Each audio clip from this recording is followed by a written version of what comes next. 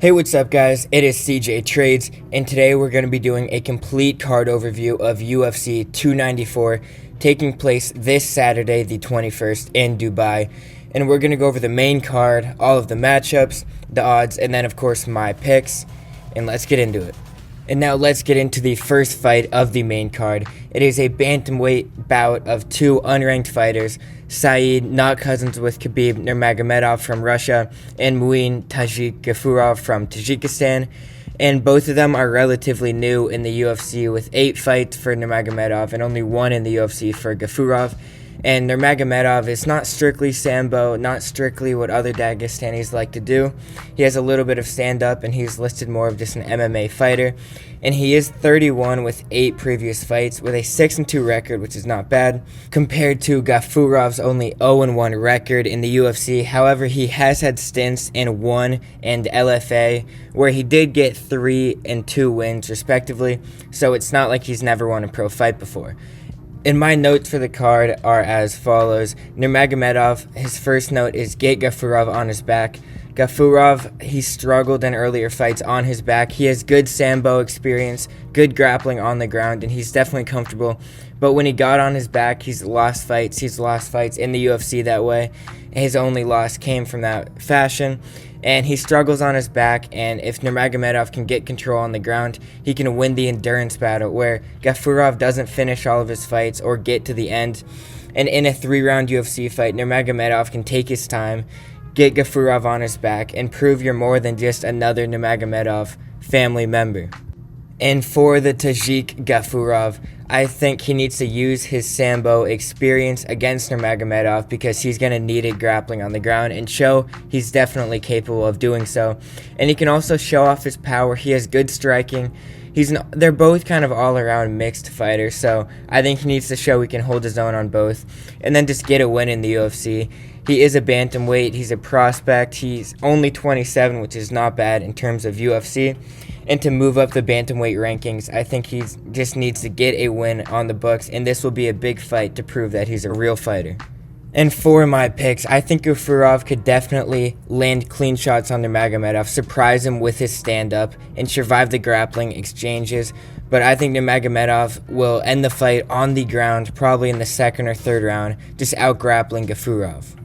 And for the second fight on the main card is a middleweight matchup of Ikram Lastikazmat Aliskerov versus Warley the War Machine Alves. And if you're wondering, for the fighters that don't have nicknames, yes, I made these up myself. And once again, neither fighter is ranked yet, as Warley is moving up from welterweight, and Aliskerov has a 1-0 record as a product of Dana White's Contender Series, and Warley has an 8-6 UFC record and hasn't won a fight since 2021, but has a lot of experience in the past. And Aliskerov is another Sambo fighter from Russia, while Alves is a BJJ fighter from Brazil, which follows the main theme of the card. And Alves is a little bit older, with 32 to Aliskerov's 30. And originally, Aliskerov was matched up against Chimaev from France, but it recently got switched to Alves as Chimaev had passport issues, which is kind of a weird problem.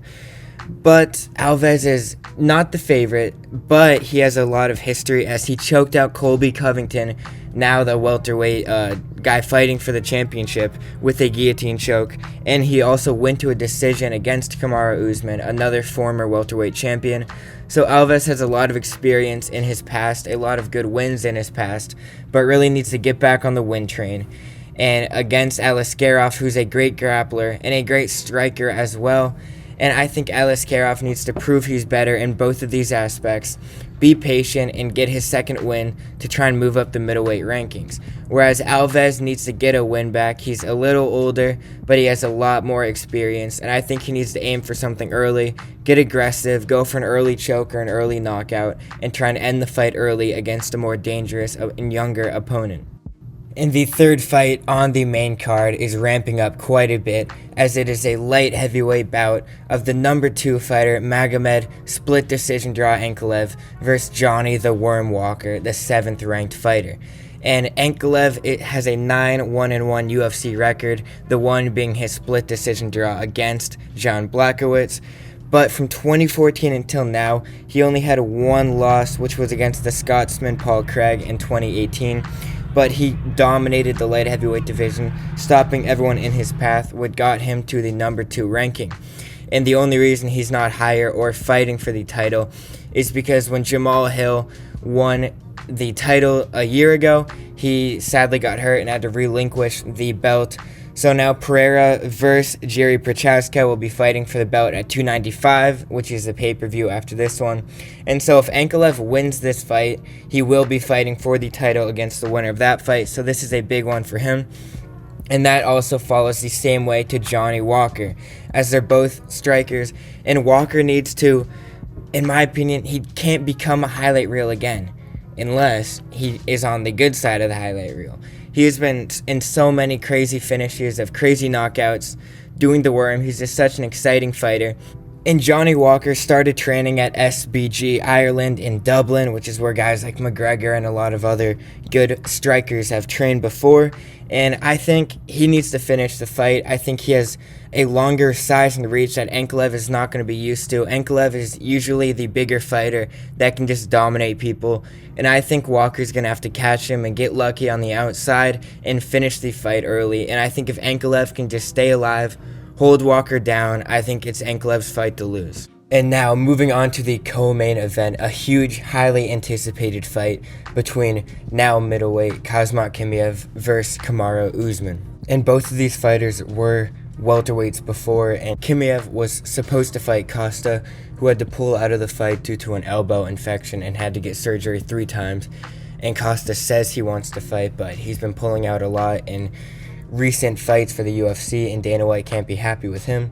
But Usman took the matchup just like Volk did, just like they both deserve the BMF belt.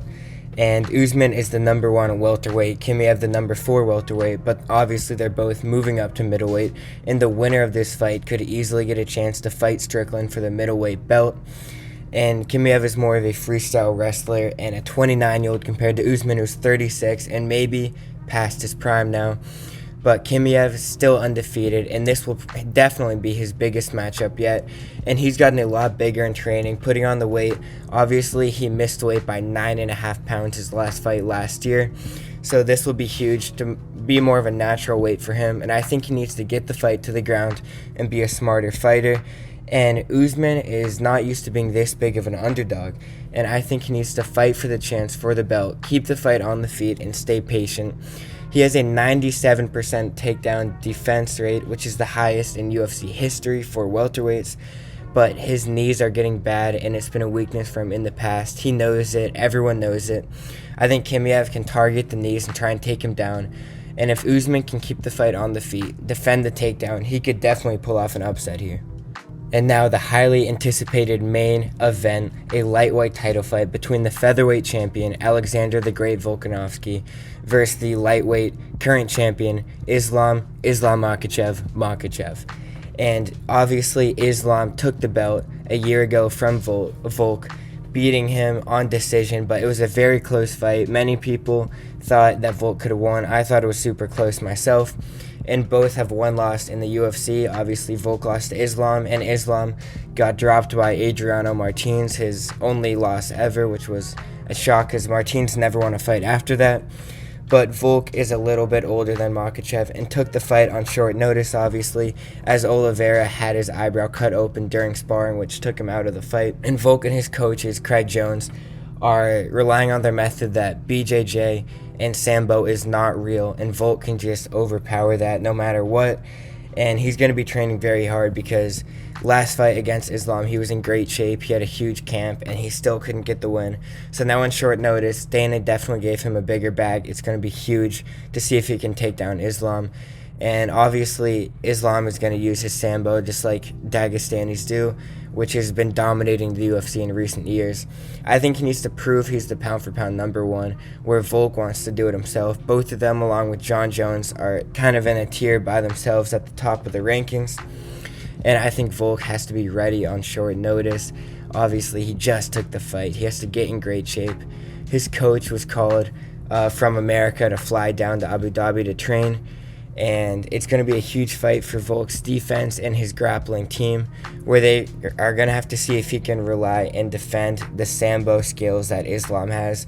And I think the opposite goes for Islam, where last fight Volk outstruck him. Volk's stockier. He's never been submitted in the UFC before. And Islam Makhachev has to prove he can stand and fight with Volk, which he did well, but definitely lost the fight on the feet last time around. So this will be huge for both fighters to prove they're the best in the UFC. And as many of you may know, Volk was originally supposed to fight Topuria at featherweight at 297 in January. So this is a huge contrast to that, as he's moving up to fight Makhachev again. So if he wins this, he probably will fight Topuria again. If he needs to take time off, then Holloway will probably take the fight. So this has huge ramifications for the whole weight class. And now my final picks for the main event in order of the card is Said Nurmagomedov versus Gafurov. I'm taking Nurmagomedov. I think he's going to finish him on the ground, and Gafurov is not experienced enough yet. And for the second fight, Aliskerov versus Alves. I think Chimaev would have been a tougher fight, and I think Aliskerov will get the job done pretty easily. And then Ankalaev versus Johnny Walker in a huge light heavyweight matchup. I'm taking the underdog, Johnny Walker. I think he's an exciting fighter. Anything can happen, as he's proven before. He might be knocked out in a goofy way, or he could pull off an upset here. So I'm going to take Johnny Walker. And then Chimaev versus Kamaru Usman. I'm taking Chimaev. I think this is going to be a huge fight, but I think Usman turned the corner, and Chimaev is just an up-and-coming guy. And it gets harder and harder for older fighters to compete with the young guys. So I think Chimaev, who's looked big, will be fine in the weight class, and I think he'll overpower Usman on the ground and make him tap. And then the huge main event, a lightweight title fight between Islam Makhachev and Alexander Volkanovski. Last year, Makhachev got the win on decision, but I'm saying the opposite this time. I think Volkanovski is going to get the win. I think it might be a late knockout, obviously a 5-round fight, or it's going to be a decision. He won't be able to submit Makhachev, but I think him and his frame is so successful against Sambo that I think against all odds he'll be able to win this fight, unlike something he could do a year ago. And I'm only going to be covering the main card because there's just too many prelims that people don't really care about as much, if we're being honest. But 294 has amazing prelims. At the bottom, Shara Magomedov versus Bruno Silva, an amazing middleweight fight. Somehow at the bottom, if you haven't heard of Magomedov before, look him up. Look up his crimes even. He is terrifying. His photo looks like a mugshot for the fight. He has one eye. That's going to be an amazing fight. Nathaniel Wood is going to be fighting on the prelims also. An amazing fighter that can easily move his way up for a title fight if he can keep a win streak going. We have Peak. We have an first Indian fighter, Tim Elliott versus Makhachev on the undercards. It's going to be an amazing card altogether, so let's get it on. And now the start of the first annual CJ's UFC award show.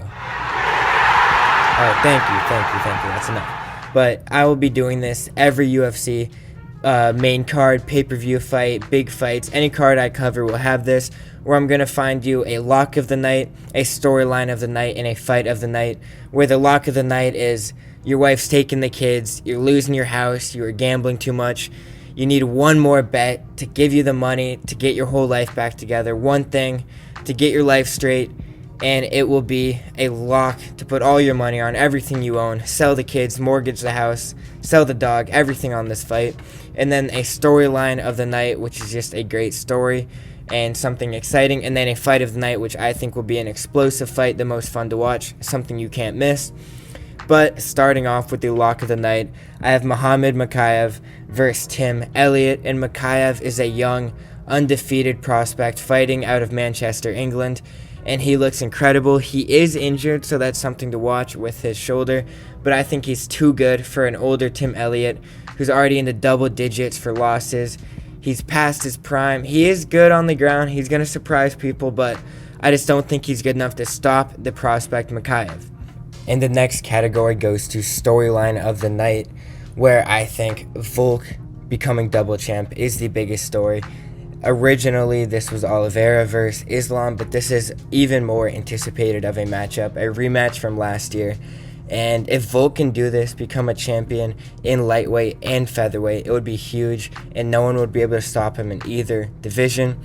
And then obviously this is going to be huge for their legacy, as the pound for pound number one is probably going to go to the winner of this fight.